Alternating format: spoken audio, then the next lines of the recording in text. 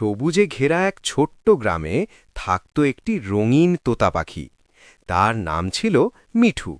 মিঠু শুধু সুন্দরী ছিল না, সে ছিল খুব বুদ্ধিমান আর দয়ালু।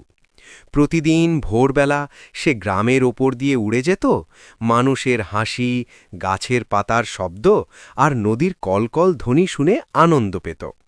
গ্রামের এক প্রান্তে থাকত বৃদ্ধা মালতী দিদা। তিনি খুব গরিব ছিলেন, কিন্তু প্রাণীদের খুব ভালোবাসতেন। প্রতিদিন মিঠু এসে তার উঠোনে বসত। দিদা তাকে চালের দানা আর মিষ্টি কথা দিত।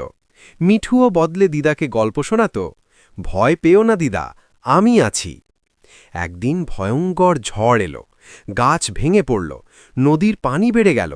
সেই ঝড়ে মালতী দিদার কুঁড়ে ঘর ভেঙে যায়।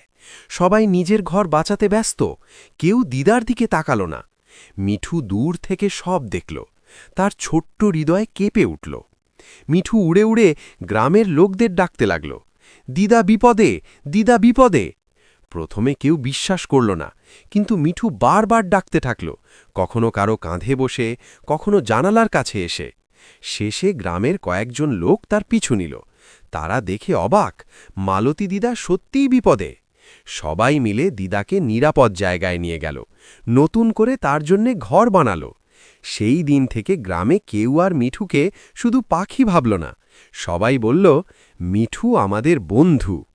মিঠু আবার আগের মতো আকাশে উড়ে বেড়ায়, কিন্তু এখন সে জানে, সাহস আর ভালোবাসা থাকলে ছোট পাখিও বড় পরিবর্তন আনতে পারে।